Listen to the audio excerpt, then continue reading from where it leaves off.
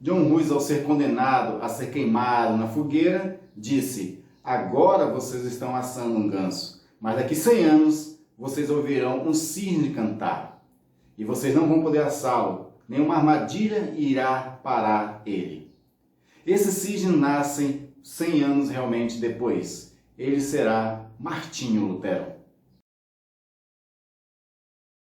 Nascido em Aslieben, Alemanha, a 10 de novembro de 1483, Lutero era filho de camponeses religiosos alemães muito rígidos e por conta disso ele também teve uma dura criação por conta da religião dos seus pais. O menino Lutero aprendeu desde pequeno a fazer as suas orações aos santos, a respeitar a igreja e também, principalmente, a figura do Papa.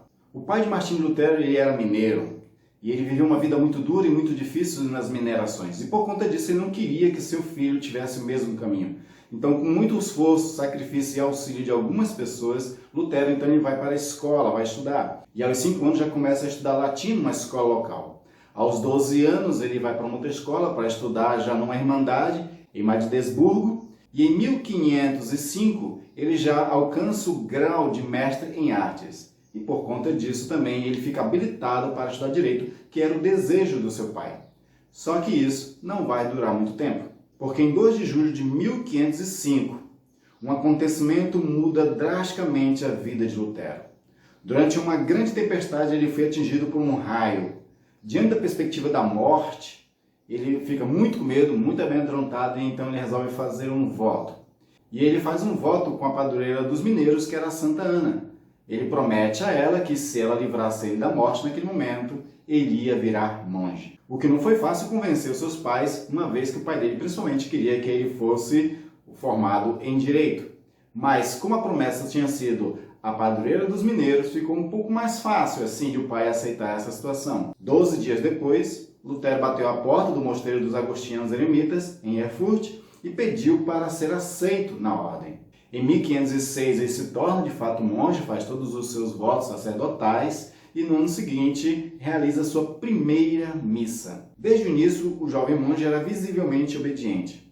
Ele orava até 6 horas por dia, jejuava e praticava autorreflexão, mortificação e confissão. Mais tarde, Lutero diz o seguinte: se alguma vez alguém conseguiu entrar no céu por ser um monge, eu quis fazer isso também.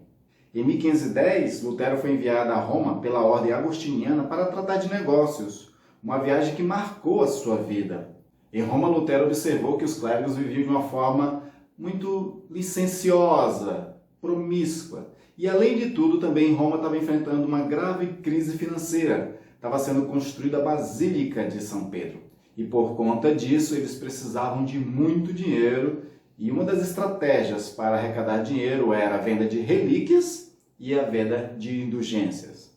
Diz a história que Frederico III, que era o príncipe da Saxônia, ele era um homem muito rico, mas também muito religioso, e ele comprava todas as relíquias que ele podia. Ele viajava para vários lugares, foi para Jerusalém algumas vezes e veio de lá com muitas relíquias. Inclusive, ele tinha muitos pedaços que eram atribuídos à madeira da cruz de Jesus, onde Jesus foi crucificado.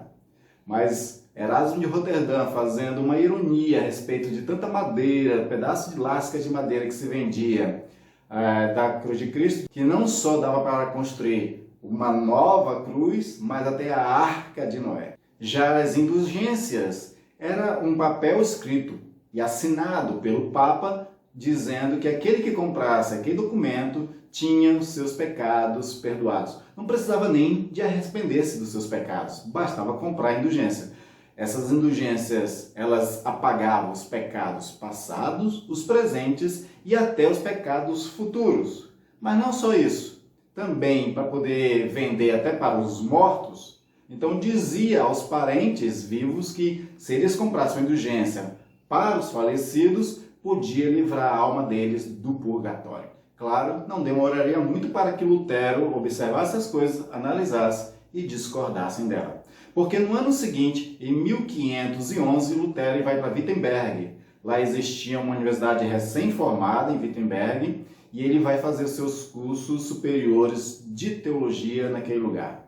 Em 1512, Lutero, já muito respeitado por seus colegas e superiores, concluiu um doutorado em teologia e se tornou professor na Universidade de Wittenberg. No entanto, com seus estudos teológicos, Lutero ainda vivia uma angústia na sua alma, que era a respeito da certeza da sua salvação. Ele tinha medo do inferno, tinha medo de uma morte eterna e assim ficar totalmente separado de Deus. E ele fazia constantemente as perguntas: o que devo fazer para me salvar? O que devo fazer para herdar a vida eterna? E nenhuma dessas perguntas foi respondida com os rituais ou qualquer prática que a igreja naquele tempo oferecesse para ele. É quando ele, formado em teologia, começa a buscar agora mais conhecimento. É quando ele se volta para as Sagradas Escrituras. Até então, a maioria das pessoas que não tinha acesso à Bíblia, que não eram estudiosos da Bíblia, que não eram monges, eles tinham somente conhecimento daquilo que os padres diziam e ainda por cima falavam em latim nas missas. Mas Lutero, com formação teológica, morando no mosteiro, ele tem acesso às Sagradas Escrituras e resolve estudar as Sagradas Escrituras. Ele estuda e ensina, então ele teve um período longo de estudos e ensino sobre os Salmos, sobre Romanos, Gálatas e assim outros textos. E aí é quando, em 1517, Lutero ele se depara com um texto que impacta a sua vida. Um texto que todos com certeza já conhecem muito bem ao saber da vida de Lutero. Ele lê em Paulo dizendo: o justo viverá pela fé. E quando ele entende que é pela fé somente, pelo sacrifício de Cristo somente, pelo sangue derramado de Jesus Cristo que justifica o pecador dos seus pecados, então ele se torna o núcleo da fé reformada. É claro que nesse momento Lutero ainda não pretende rachar a igreja, ele queria reformar o próprio catolicismo, as doutrinas católicas e também trazer a pureza espiritual para a igreja católica naquele momento. Como Lutero descobriu na Bíblia, qualquer um que acredita em Deus e em seu Filho Jesus Cristo recebe a dádiva da justificação perante o Todo-Poderoso. E assim o monge finalmente encontra paz no seu coração. Resumindo a teologia de Lutero, nós temos 4 que se tornam os pilares da sua fé e daquilo que ele vai defender pelo resto da sua vida, que são: primeiro, a respeito da Sagrada Escritura. Ela é a única referência da verdade, enquanto a igreja na época também se baseava em textos adicionais escritos pelo Papa e pelo Sínodo. O segundo princípio é o de que a salvação só vem por meio da graça de Deus e não por boas obras. Ou seja, a crença nas indulgências, nas bulas do Papa se tornava agora totalmente nulas. Em terceiro lugar, Lutero concluiu que Jesus Cristo, através da sua morte na cruz, pagou a pena por todos os pecados e é a única ponte entre os Deus e os homens.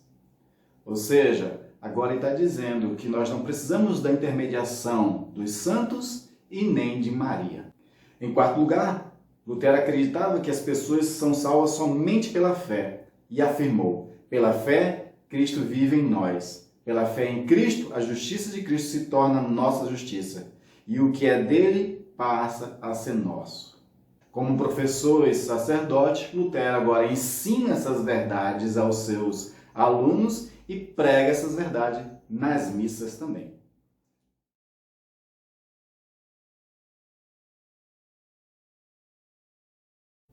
Lutero tinha uma característica de ser um homem muito ousado, intrépido e até atrevido mesmo. Então ele resolve convocar várias autoridades para um debate a respeito daquilo que ele está defendendo agora. Só que não aparece quase ninguém. E é quando ele resolve, então, estabelecer as 95 teses e pregar na porta da abadia de Wittenberg.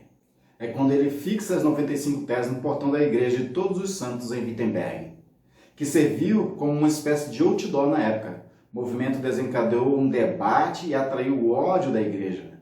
Com a ajuda da imprensa, que ainda era relativamente nova, Lutero foi capaz de espalhar sua mensagem de forma rápida. No primeiro momento, Lutero consegue uma certa liberdade e paz para fazer a divulgação das suas novas ideias.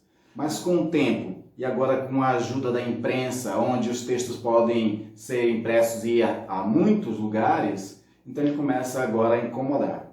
É quando Carlos V o convoca para a Dieta de Worms. Em 1521, o imperador Carlos V convocou Martim Lutero para prestar esclarecimentos durante a Dieta de Worms. Nesse acontecimento, Lutero reforçou o que acreditava e negou-se a renegar aquilo que ele tanto tinha escrito desde 1517. Após a Dieta de Worms, ele foi autorizado a retornar a Wittenberg, mas acabou sendo condenado por heresia. Depois desse debate, Martinho Lutero fica cada vez mais famoso, as pessoas começam a dar mais atenção para o que ele está dizendo e ele se torna mais perigoso. Existia uma teoria de que, mesmo ele recebendo um salvo-conduto para voltar para Wittenberg, ele sofria ameaça de morte. Pensando nisso, que Frederico, príncipe da Saxônia, resolve ajudar Lutero e sequestra ele para o próprio bem e leva para um castelo fechado em Wartburgo. E ali naquele castelo ele vai estar preso no sentido, mas na verdade ele está sendo protegido, guardado, e é onde ele vai poder se debruçar para começar a escrever a primeira Bíblia traduzida para o alemão, em que inclusive o alemão saxão, que é a tradução dessa primeira Bíblia, ela se torna a língua oficial daquilo que vai ser toda a Alemanha posteriormente.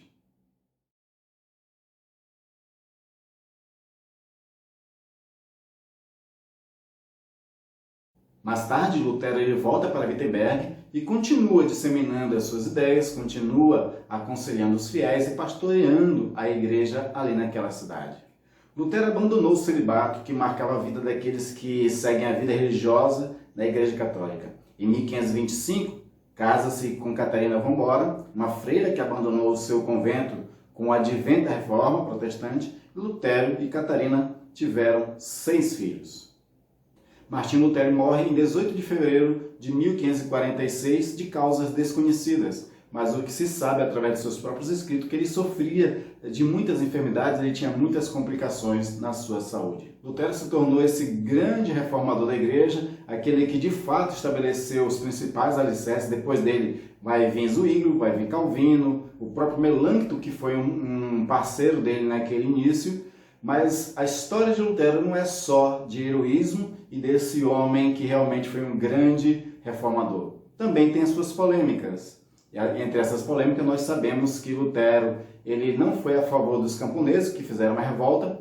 A vida social dos camponeses sempre foi muito difícil, sempre muito explorada pelas pessoas que tinham mais recursos, os proprietários de terra.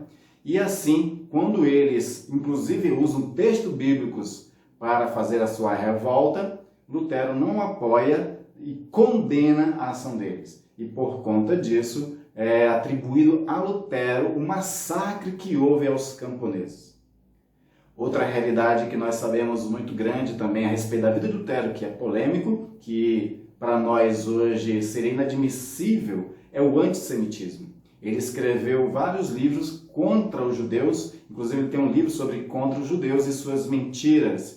E ali está muito presente o seu sentimento antissemita contra o judaísmo. Isso, o seu antissemitismo também acabou influenciando outras pessoas a perseguirem sempre os judeus. É claro que Lutero não fez a reforma sozinho, mas ele foi o iniciador. Ele foi aquele que deu bastantes bases, auxiliado principalmente pelo sentimento nacionalista do príncipe Frederico e de outras nações que queriam independência do Sacro Império Romano. E outros reformadores vão se juntar a ele, e é o que nós vamos ver nos próximos vídeos sobre Zwinglio, Calvino e outros também. Até o próximo vídeo.